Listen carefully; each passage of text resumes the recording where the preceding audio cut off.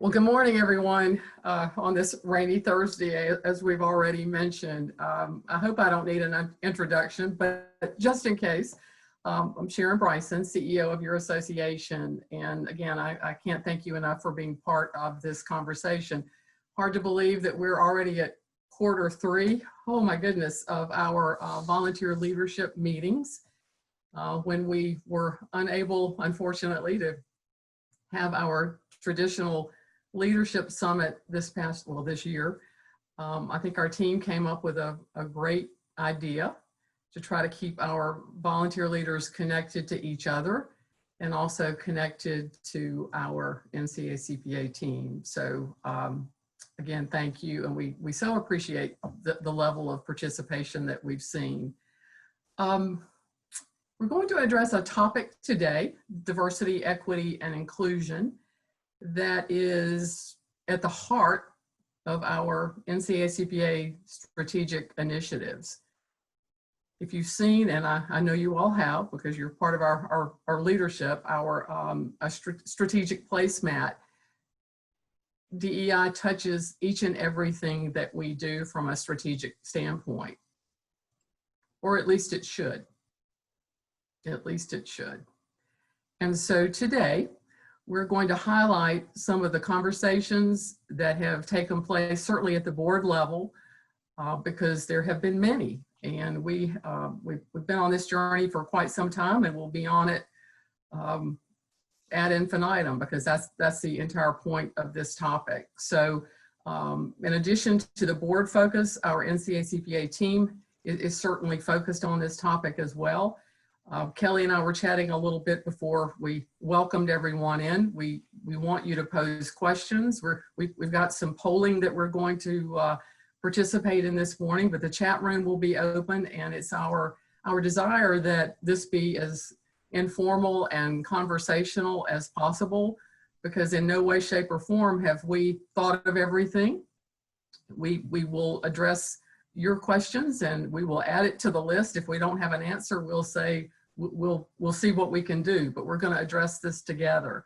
So again, it's absolutely my pleasure to welcome Kelly Noble, the chair of our NCACPA board this year, to our program this morning. Without doubt, this topic is a true passion for Kelly, and I have enjoyed so very much presenting our Focus on the Profession sessions with Kelly thus far this year. And she's made many treks from Charlotte to Raleigh to our Ed Center. And it's been a pleasure to work with her in all areas. So Kelly, I'll now turn the program over to you, and we will start this topic. All right. Well, thanks, Sharon, and good morning, everyone. I was telling Holly I was trying to turn as many lights on as I possibly could, and it's so dark.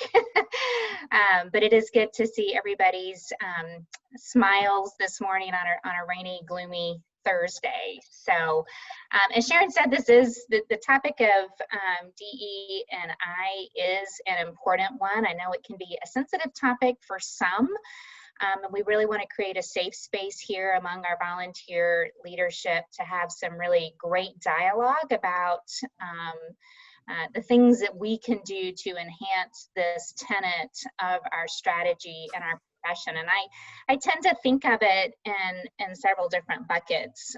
One, it's the things that we're doing within the association, the corporate association itself.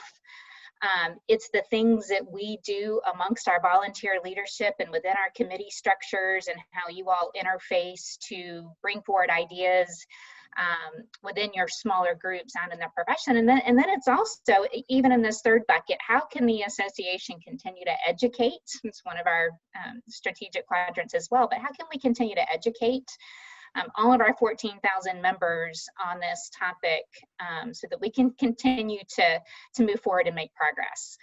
I do want to just start with thanking all of you for your contributions, particularly in this very strange year. When I think back to about a year ago, we revised our DEI. We added the word equity to. That was a sort of a revelation and an education for myself, adding the word equity into our D&I definition and moving us forward. So even before COVID, even before the issues that happened from a social justice standpoint in the country within the last year, we were talking about this topic last fall. And I am so glad that we had started that journey before these issues, both COVID and the racial issues in our country really became more prominent, so that we had a foundation really to start with and a basis for the conversation. So I think that's an important element. I think it has also, fast forward, we've been engaging with some consultants, which we'll talk a little bit more about, that are causing us to even continue to evaluate the work that we've done and where we can enhance it and make more impact on that. So just a little bit of a preview of how I think the conversation will progress today. Reflecting back on the Q2 meeting that we all had together on change management, I hope that was, there were some tidbits in there. I know we all are in different places within our own organizations or professional associations around how we impact change and affect change. We're all experiencing some amount of change in this moment and in this time. Just as a reminder, the 5 C's of change, and there's definitely correlation between how we change and our DEI topics. So just as a reminder, those 5 C's were communicate, create culture, collaborate, commit to a plan, and then care. And as I was sort of reflecting back on that and how that kind of brings us forward into this topic, it is a bit of a natural progression. If you didn't have a chance to participate in that session, the video, Dr. Holly Sullinger's video is available until December the 31st. And Holly, where can everybody find this video? Yes, it is in their learning record. So it has already been assigned to them. Awesome. So if you didn't get a chance to do that, you still have a chance to access it and think about how these two topics might relate to each other.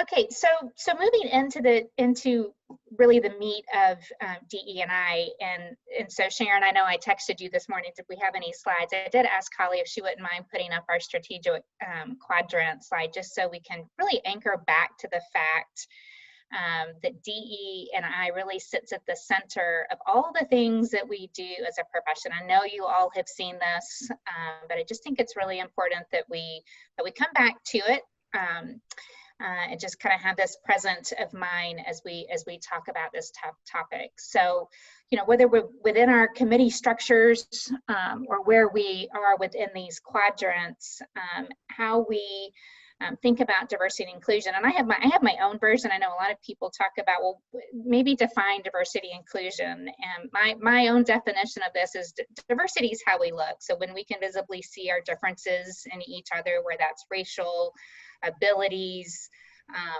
all kinds of things that we can visibly observe about each other. But the inclusion part is how we act, right? And so to me, that's the real meat of all of this. And so it's an important element of what we can do. And I would say that's if I had to place more importance, to me, that's maybe even the more important piece. So Holly, so thank you. You can probably take that down now. So just to create that visual image of where and how important this is for us. And as we said, we added the word equity into this conversation earlier in the year, and that really caused me to take a step back and think about what that meant. Sharon, I don't know if you had any reaction to the addition of that, and I think that came directly from one of our consultants. You're on mute, Sharon. So sorry. It was actually a conversation that started as part of the D&I definition task force that met last fall, early winter. And so they and Shawana and Lori, I know there were several people who were part of that group who were on the call today, but it was something that bubbled up at that point in time, and so the decision was made that word needed to be added for all the right reasons. And I know we've got a couple of versions of the placemat, but equity has definitely been added to that placemat that Holly just shared. So we've moved forward in that area, and we're still working on that inclusion piece, because it's just something that is embedded in the topic. So I'm pleased that we've moved forward in that area. In our last board meeting, a little more than a month ago, we engaged with our consultant, really digging deep into this topic, and I think there was a lot of good dialogue and discussion and consensus about the importance of this topic in this time. And Shawana, I know you were there. I don't know if we have any other board members specifically that were a part of that. So I don't know if you had anything you might want to share from that. Sorry to put you on the spot without telling you. Yeah, happy to do so, Kelly. I think it was certainly the word equity was embedded in our definition.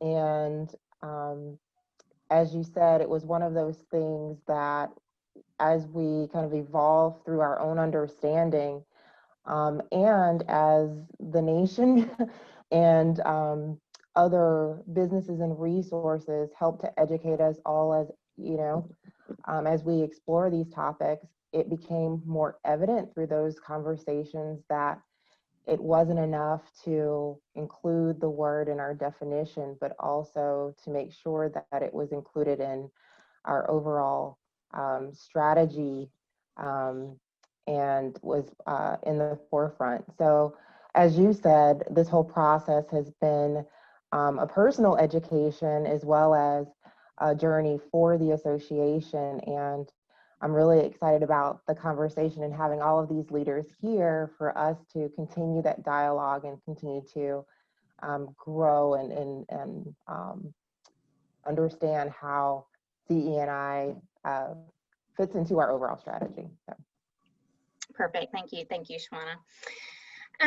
Okay, so thought I would just share maybe a little bit of my own personal journey this morning, and I think it's always helpful. One of the things that I've learned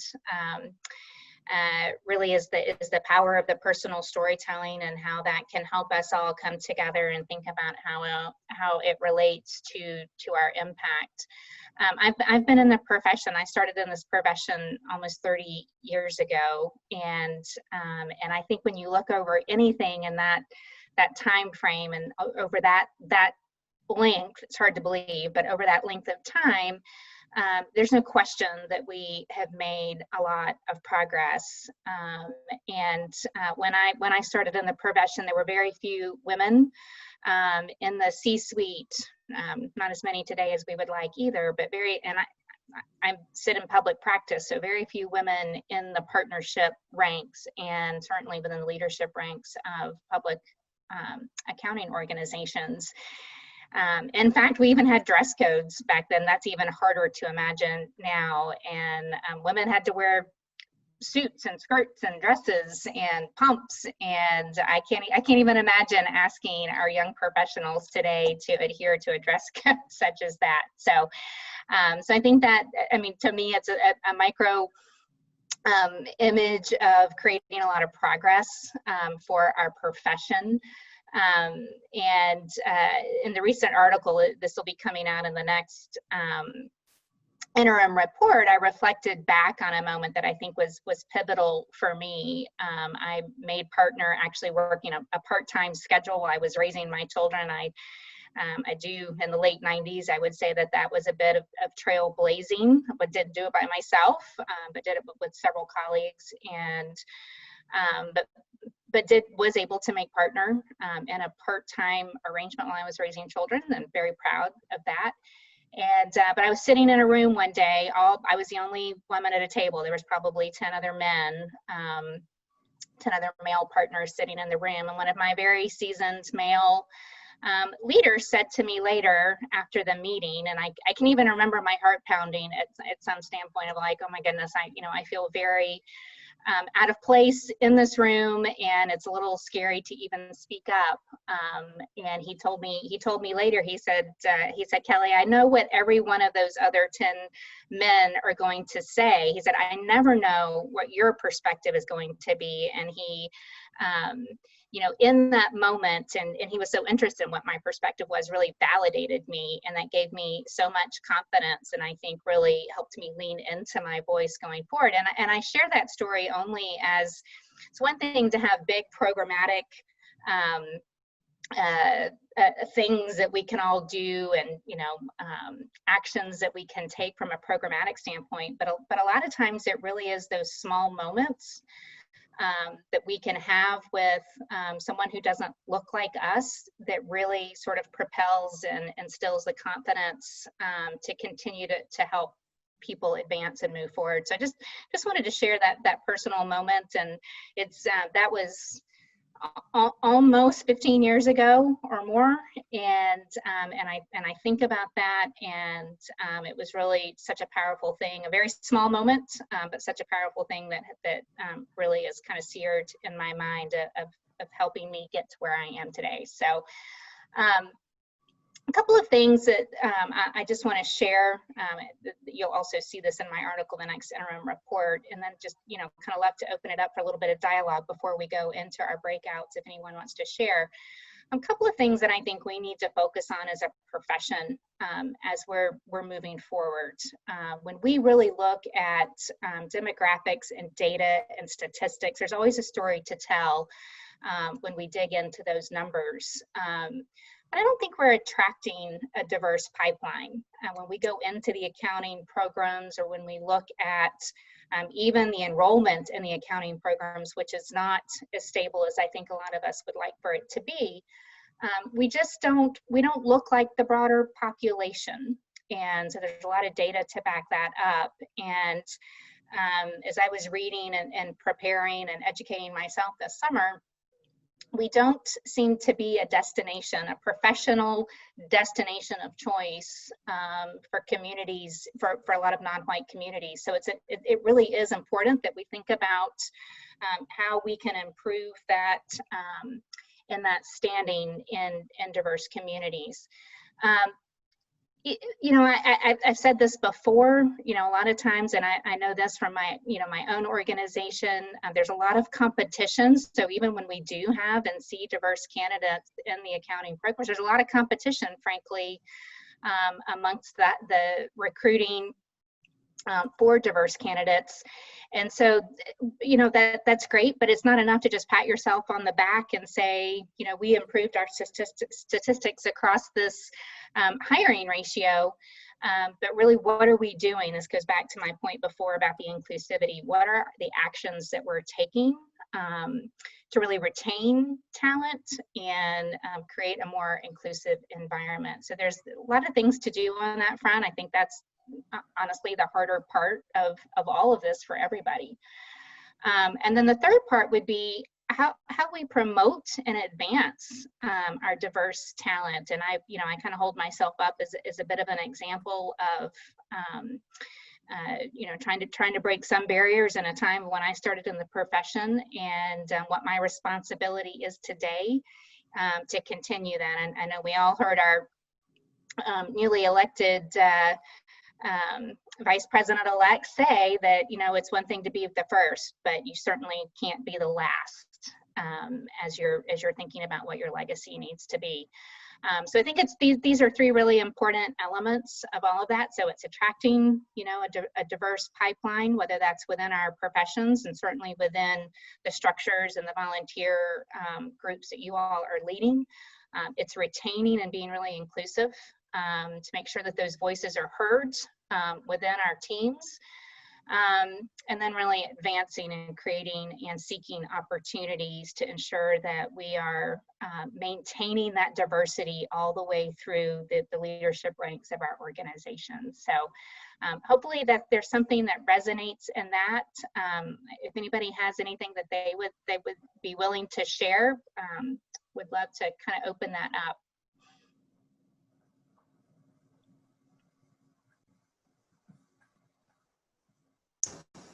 I will, this is Harold Brashear. I will share a couple of comments that I usually share with students, whether I'm talking to college students or high school students in job fairs. And that is that I've always felt like this profession itself was a much more egalitarian profession than most. In that most of the time, the jobs you have here, the people that you work with and the people that you work for, what they really care about is what you know and what you're able to do. And if you have the knowledge and you have the work ethic and you're able to do the work, that's the most important thing to them. And it's always seemed to be a profession that that you can raise the level of standard, raise the standard of living for your your family, regardless of the kind of background, excuse me, regardless of the kind of background you come from.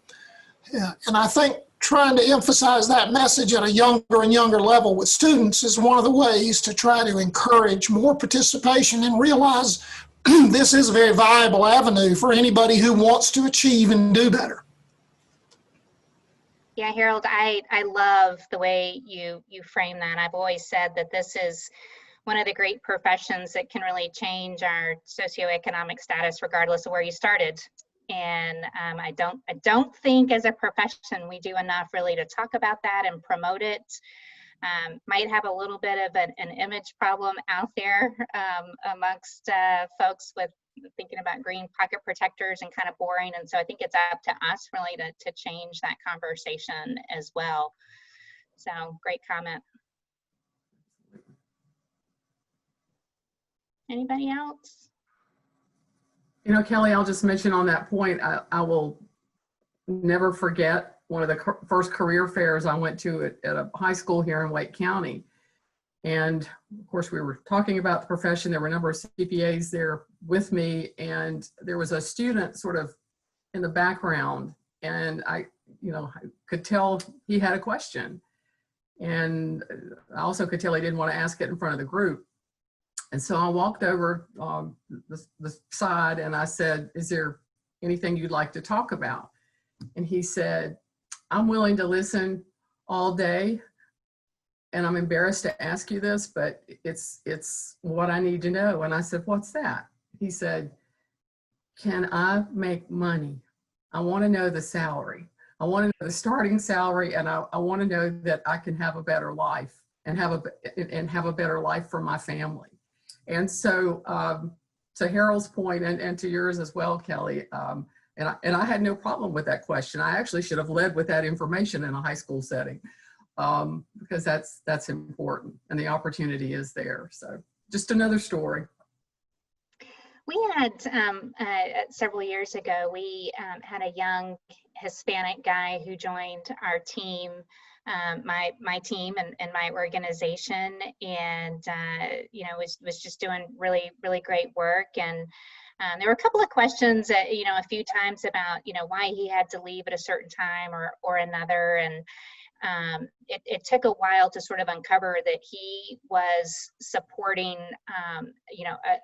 a large family and had some responsibilities for childcare, for some siblings and some other elements. And one of the things I was really proud of was when our team sort of was able to kind of get the full story, how supportive they were to helping him kind of really rework the schedule and honor those boundaries. And so I think it's important. Sometimes we're all really reluctant to how much to share on about our personal situations, but that to me was a really good example of how a team leaned in help retain him. And he eventually did leave and go into an industry role. Our business can be a little bit challenging, but he really, you know, I think to help him really see that and help change the family, and the responsibilities he was carrying was just amazing. So. All right, Holly, we probably should get to the polls here. I'm just kind of conscious of the time. So if you want to kind of share the polls, and then we're going to go into breakout sessions here shortly. Okay, I will launch the first poll. We just want to gather a little bit of additional knowledge regarding our participants today. So there's 2 questions, and this one really focuses on your level of understanding regarding the principles of DEI, just how you understand DEI overall.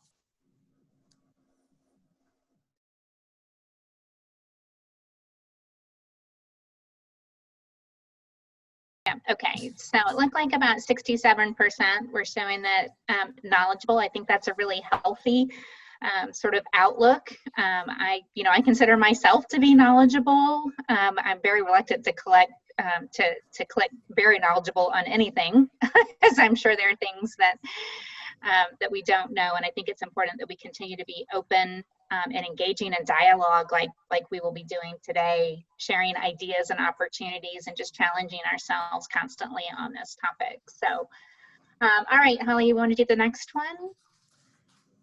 Okay, here we go.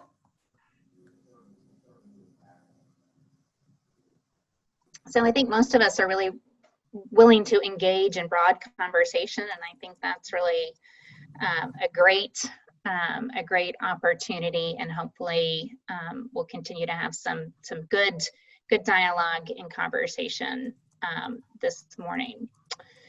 Sharon, do you mind maybe talking about what's next for the NCACPA before we go into the into our breakout sessions, and we'll set that up in just a minute.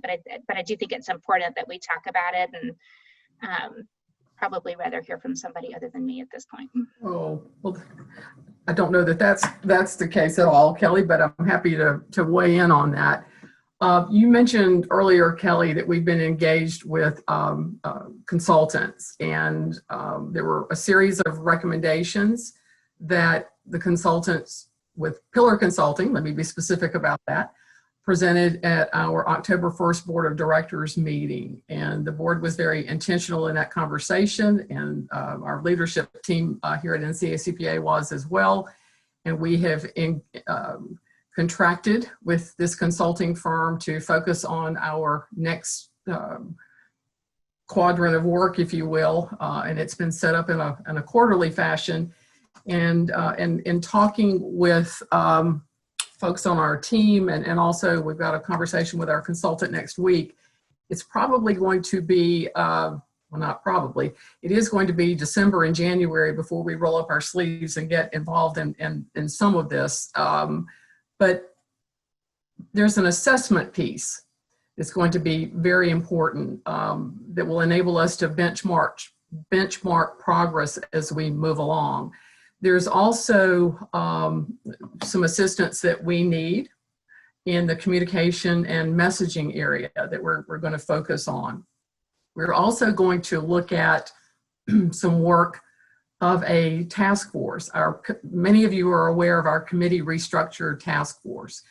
And one of the areas of discussion that has received a lot of attention as this group has talked about our committees will be a DEI resource group. And that will be an early focus of the task force. And we're going to move along with this.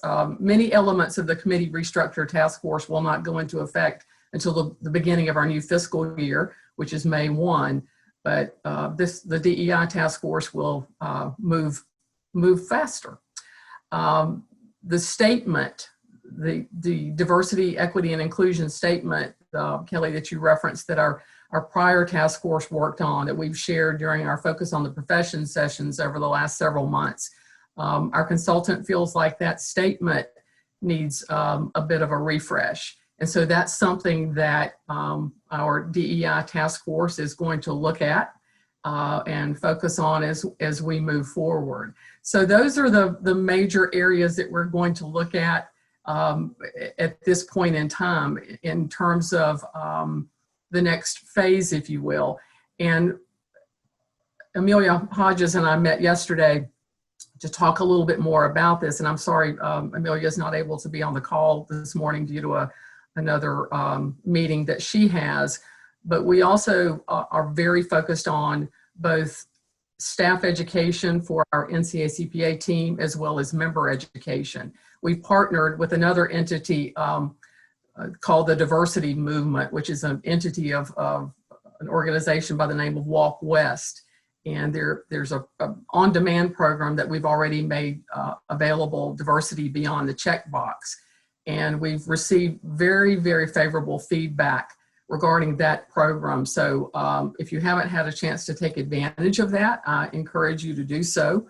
But education, of course, is a prime component of this. So I don't know if any other members of our leadership team who are on the call this morning, if there's anything that you want to add that I may have missed, because you've been part of these discussions as well. But those are the primary components of the next step, Kelly. Any other comments, any other feedback? Any questions? Okay. Awesome. Thank you so much, Sharon. I think it's really important that we lead the way as the corporate form of the association, like we've talked about. So, okay, so we're going to go into breakout sessions. We've got, I think, 6 groups, Holly. And Holly, in just a minute, Holly is going to send us all out to the respective assigned groups. And what we want everybody to do, there'll be somebody there to help lead the discussion, but what we really want everyone to do is to think about what DE&I means to you. Hopefully you're willing to share that, maybe some of your own journeys. As a leader in your respective groups within the association, where can you influence DEI? And then as well as the broader profession. So really thinking about, hopefully, some ideas that you have that we can capture. And then we'll have a little bit of a kind of call out, report out when we come back together in about 30 minutes. So really appreciate everybody's engagement on this topic. Remember that we're in a safe space, and some of us are not as comfortable as others on this topic. So let's be empathetic to that as we're sharing this morning. So, so again, thank you all, and Holly, I'll let you do your magic here. Okay, well, I can't promise you won't have 10 seconds to get into your rooms. We'll just transition here, and we'll see you all shortly. Thank you so much.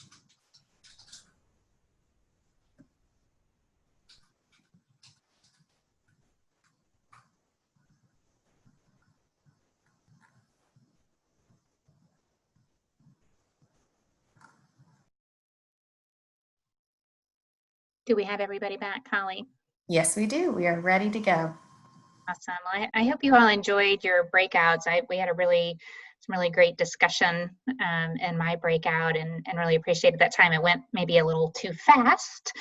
But Holly, I think we're going to do a little bit of sharing from the various groups. So if you don't want to just call them out, that would be, I don't know if everybody knows what group they were in. I'm assuming the facilitators do. So yes, we have a staff scribe from each group. So I will, Hannah, do you mind getting us started with your group? I think you were group 1 with you, and I think Sharon and a couple other staff were in that group. Sure.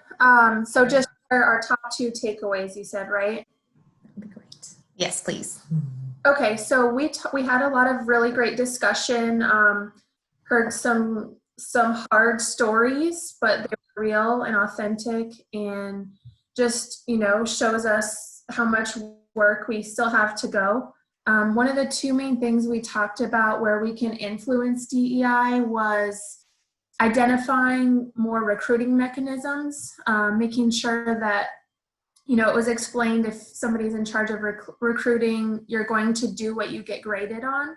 So we need to be out there and be making sure that DEI is part of that grading scale for recruiters to make sure that it is a true focus for them when they're going out and looking for recruits, and then a focus on HBCUs where we could have a truly significant impact not only on the pipeline, but with firms who might not be really willing to partake in the DEI initiative yet. So twofold there of just making sure that it's the pipeline as well as those firms that haven't really latched on to this initiative that's so important yet. Thank you, Hannah. I appreciate that. Next on my list, I have Carly. I think you're the scribe for your group. Do you mind sharing for us? Yes, let me just unmute myself.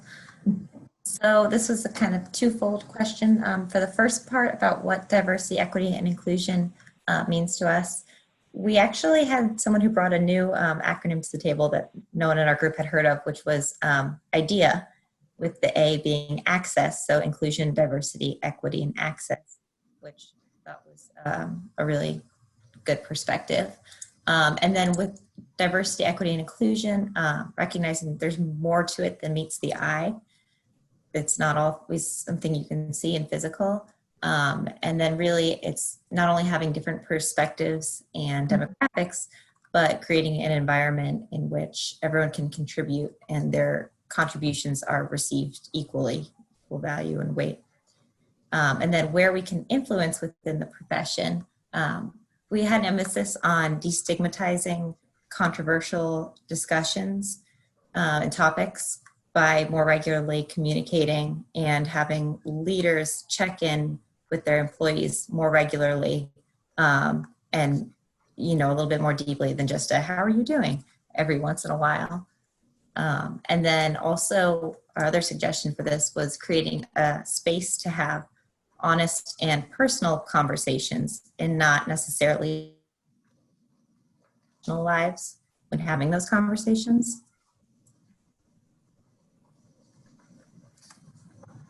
I'm getting a note that my internet's not very stable. Can you hear me? Yes, we can hear you now. You bleeped for just a second, but I think you're back with us. I may have spoken a little too soon. She looks a little frozen now, Holly. It's all this wonderful weather we're getting today. Well, we'll go ahead and shoot over to room 3. Miss Allie, would you mind reporting out for your group? Yes, so we had 2 major takeaways. One being that it's really important to just like make people aware of what an accountant is. A lot of people, especially at young levels, whether that's junior high, high school, a lot of people just don't even know what the job is. They don't know about the opportunity to make money with the job, and just also kind of a way that we could, I guess, influence that is with personal interaction. So either like starting with high school kids, really teaching them about the profession, and also a couple stories were talked about with personal experiences where getting involved with NCACPA, for example, some people might only do that if a leader like reaches out to them and invites them and tells them about the opportunity. And if they see, like, if we highlight the diversity that's already in the profession, then people will feel more comfortable and they'll be more likely to participate as well. And then another thing we talked about was the exam sitting fee and also exam prep, how expensive that can be. So a lot of people in lower income groups are not always able to do that. And Mark mentioned talking to a group of students who had foundation scholarships, and they made it through the school part and were asked if they were going to sit for the exam. And a lot of them said, no, like we can't afford it. We'll probably just go into the workplace, maybe take it in the future, but it gets harder. Like the further out you are from education, the harder it is to pass the exam. That information's not as fresh in your mind. So we've actually worked with the state board a little bit on vouchers for those. And I think just continuing to do that and continuing to find the friction points and where people typically drop off so we can really put our efforts there.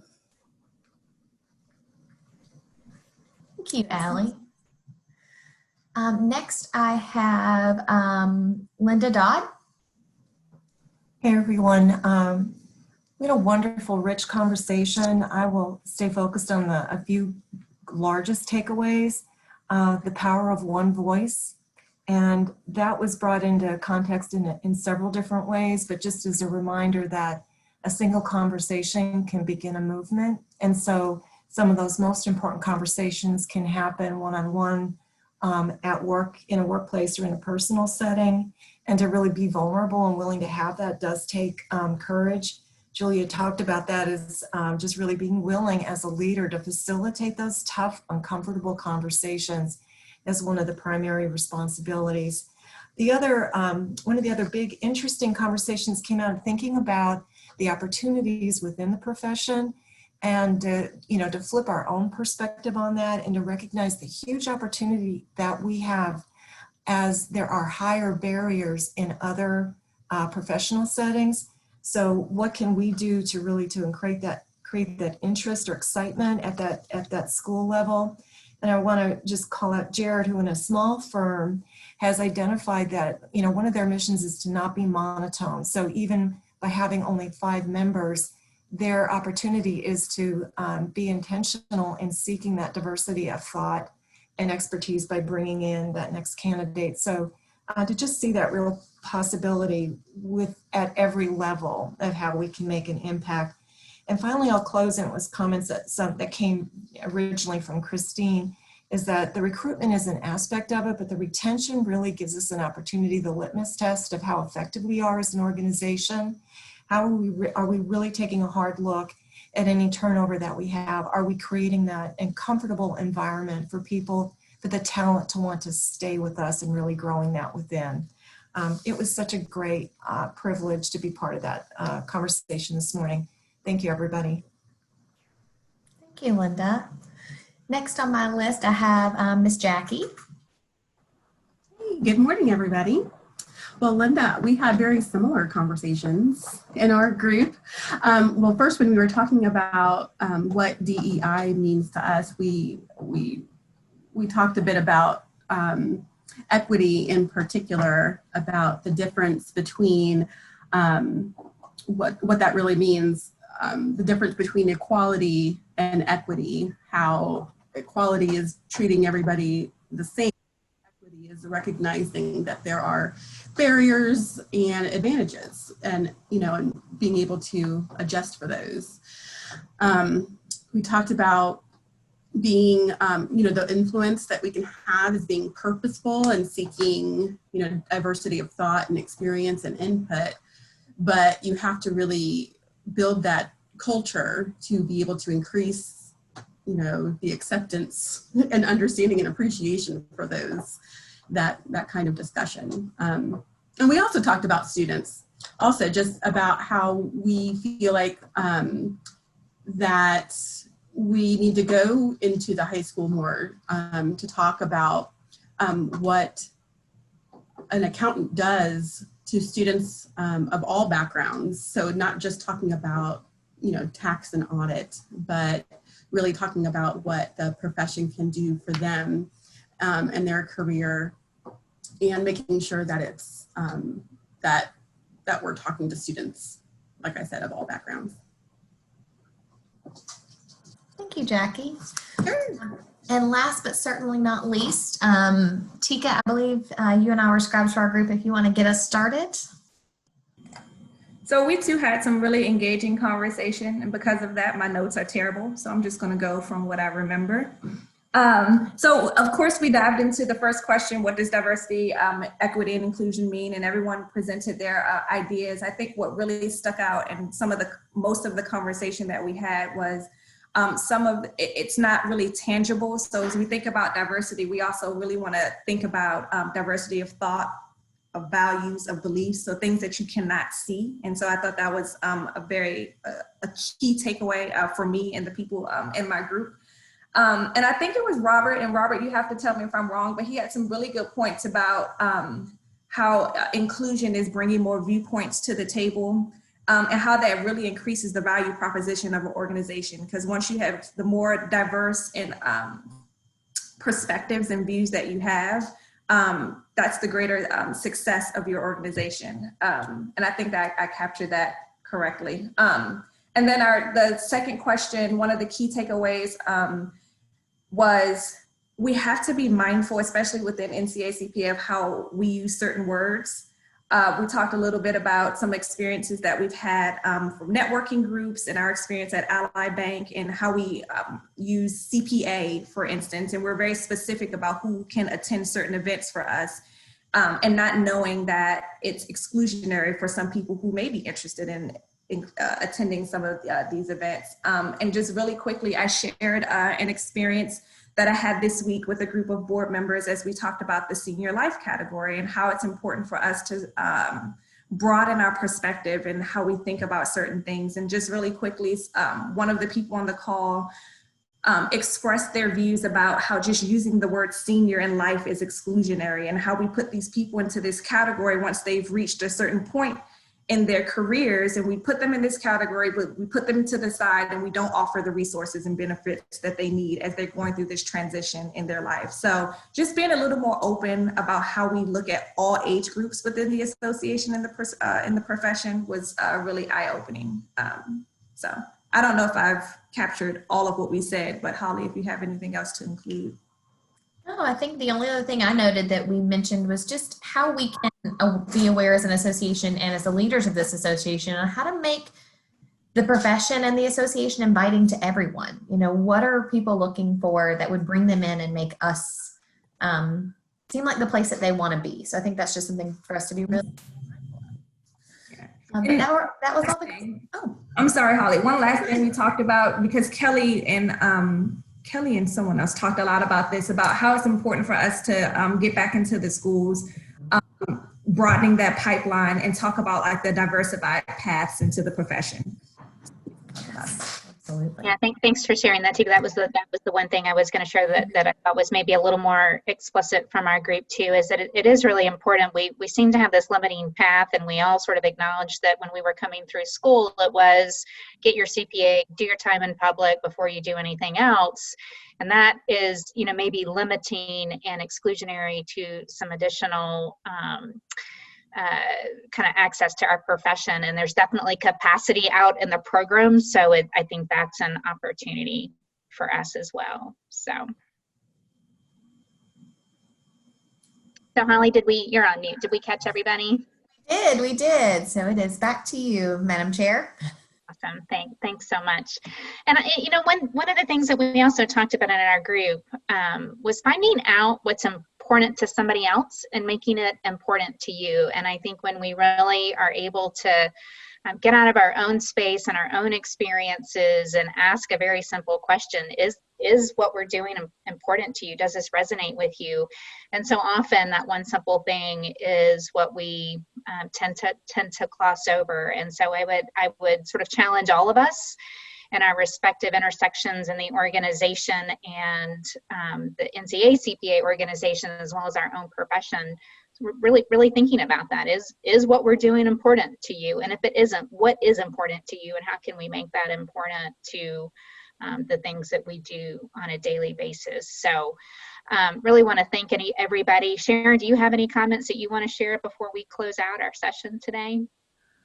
Just a couple of quick things, Kelly. I want to make mention of our November 20th virtual privilege walk. Hopefully you've all seen promotions that we have sent, and Holly just put the registration link in the chat room. So thank you very much. And we're receiving some questions about what is a virtual privilege walk. So Lori, I'm going to put you on the spot here for a minute. You and your communications team have done a fantastic job of promoting this event. So I'd like to give you just a minute or so, Lori, to provide some additional information about what the privilege walk entails.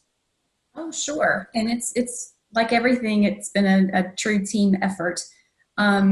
So we will have, I'm not sure what Jackie's title is, but she's with the diversity movement, and she will join us for the conversation.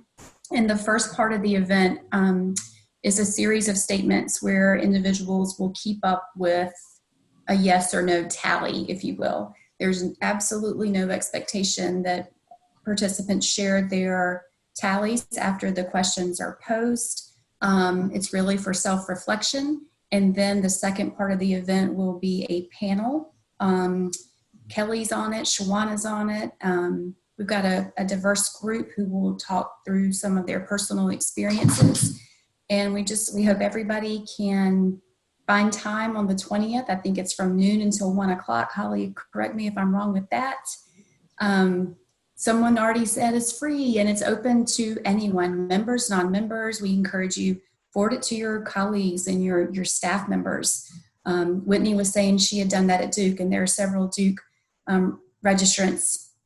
So we would love to see even higher numbers, as many as we can have.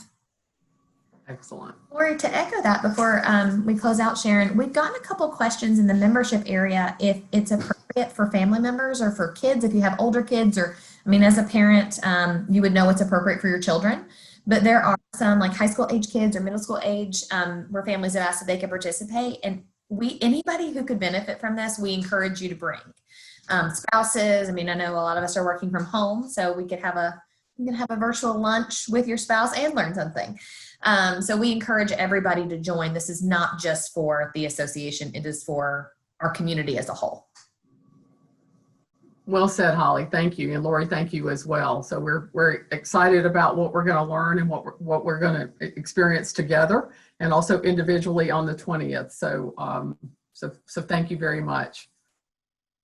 Kelly, I'm going to punt back to you before I do want to just thank everyone again for your participation today. Means a great deal. So thank you. And I would just echo that sentiment as well, Sharon. We know that you all are doing great work out in the association and your respective committees and resource groups and geographic areas in the state. And we are really grateful for your engagement and especially on this topic. We don't just check the box and we're done with this topic. It's important that we continue to keep this in the forefront. I look forward to hopefully seeing everybody in that virtual privilege walk next week as well. This group, our volunteer leadership, will be meeting again in February for Q4. It's hard to believe by that time, and it's likely most of us will still be mostly working from home in that time frame, that we will be closing in on a year of work from home. And who would have really thought that that would be possible? So I know we all miss being together face to face. I certainly do. But it is nice to see everybody and really have the opportunity to engage in these forums. And I really commend the team for being able to organize us and create this opportunity. So I'm grateful for your time this morning, and thank you. Thanks, everybody. Well, thank you all. This will be recorded and sent out. So if you need it, just let us know. Thank you guys. Have a great afternoon. Bye.